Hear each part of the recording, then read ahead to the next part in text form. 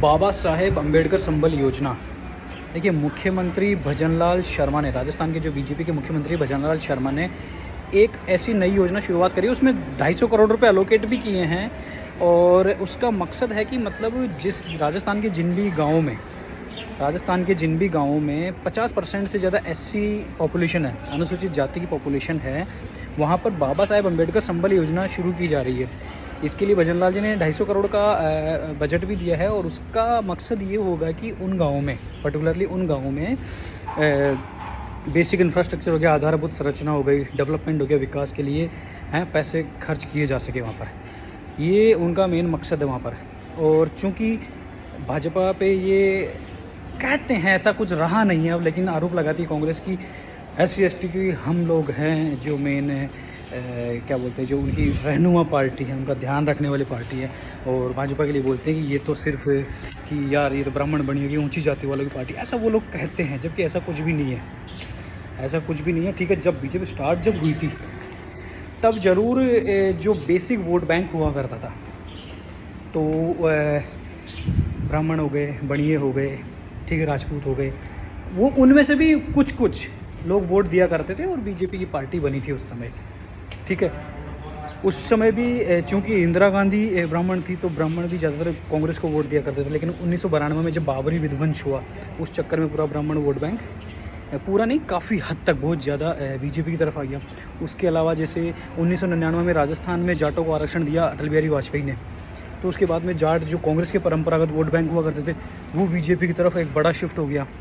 तो इस तरह से धीरे धीरे जब भारतीय जनता पार्टी सत्ता में आई और उसने अलग अलग समाजों के लिए, अलग अलग जातियों के लिए काम करना शुरू किया, तो उन जातियों को भी लगा कि भारतीय जनता पार्टी सबकी पार्टी है, सबका भला करती है।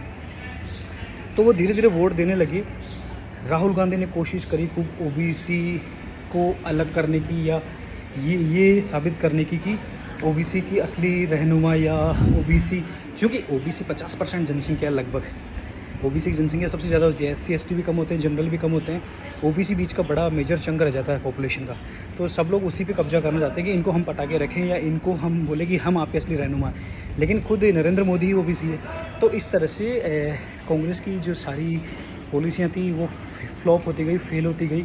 अच्छा, अभी यहाँ पर जब हम बात कर रहे हैं कि राजस्थान में भजनलाल सरकार ने ये जो बाबा साहेब अम्बेडकर संबल योजना चलाई है, इसका ये एक तरह से इंडिकेशन भी है उन लोगों को कि SC/ST के लोगों को लगता है ना कि यार जो हमारे गांव में से चूँकि भाजपा को वोट भी नहीं मिलते, वो बात अलग है, मिलते हैं वोट, लेकिन कांग्रेस ये क्लेम करती है कि SC/ST वाले बीजेपी को वोट नहीं देते, वो तो हम कांग्रेस वालों को ही देते हैं। तो उस चीज़ को उसमें डेंट लाने के लिए, उसकी उस बात में, या उस चीज़ को ये साबित करने के लिए कि भाई साहब हम सभी का ध्यान रखते हैं, हम SC/ST का भी ध्यान रखते हैं, हम OBC का भी ध्यान रखते हैं, हम किसानों का भी ध्यान रखते हैं, महिलाओं का भी ध्यान रखते हैं, मजदूरों का भी रखते हैं, हम जनरल वालों का रखते हैं, ओवरऑल डेवलपमेंट में हम लोग विश्वास रखते हैं।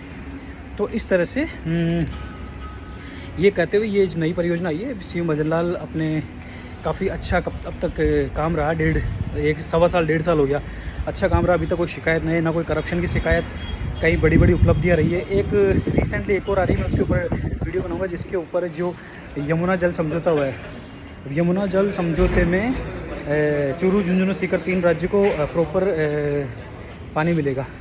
कितने गाँवों को मिलेगा, कितना पानी मिलेगा और कैसे मिलेगा, अंडरग्राउंड कैसे पाइपलाइन आएगी, उसके ऊपर पूरा एक मैं वीडियो बना रहा हूँ। बने रहिए दोस्तों मेरे साथ। Thank you very much.